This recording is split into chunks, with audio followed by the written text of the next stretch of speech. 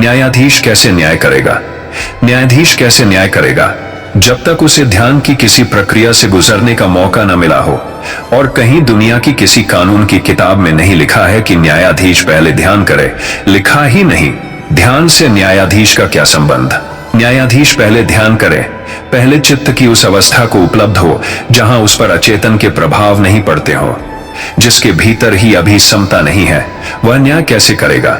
यहां कोई धन के दबाव में है, कोई पद के दबाव में है, कोई जाति वंश के दबाव में है, कोई किसी के दबाव में है और कोई किसी के दबाव में है।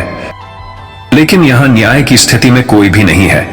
अक्सर देखा जाता है कि बलशाली आदमी खड़ा है, अदालत में मुश्किल हो जाता है निर्णय देना। धनी आदमी खड़ा है, अदालत में मुश्किल हो जाता है निर्णय देना। पद वाला आदमी खड़ा है, अदालत में मुश्किल हो जाता है निर्णय देना। समझो कि तुम ब्राह्मण हो और ब्राह्मण पर मुकदमा चल रहा है तो अनजाने ही तुम कम सजा दोगे। नहीं कि तुम जान के कम सजा दोगे, यह भी नहीं कहा जा रहा है। तुम्हें पता ही नहीं चलेगा या अचेतन से हो जाएगा। तुम अगर हिंदू हो और हिंदू पर मुकदमा चल रहा है तो तुम थोड़ी कम सजा दोगे। वही जुर्म अगर मुसलमान ने किया हो तो थोड़ी ज्यादा सजा हो जाएगी।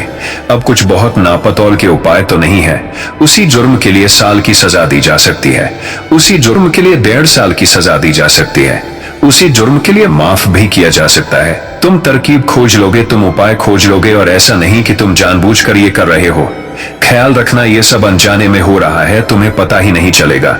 अचेतन बलपूर्वक काम करवा लेता है। समझो सुंदर स्त्री अदालत में खड़ी है, उस पर मुकदमा चल रहा है, तुम्हारा मन सहज उसे कम सजा देने का होगा। नहीं कि तुम सोच रहे हो ऐसा, लेकिन सुंदर स्त्री अगर तुम्हें आकर्षित करती है तो स्वतः तुम कम सजा दोगे। ये चुपचाप अचेतन का खेल है जो तुमसे करवा लेगा। न्याय तो वही कर सकता है जिसके भीतर का तराजू समतुल्य हो गया हो। समतुल्य ना हो तो न्याय कैसे होगा? जो भीतर संनिप्त को उपलब्ध हो गया हो वही तो न्याय कर सकता है।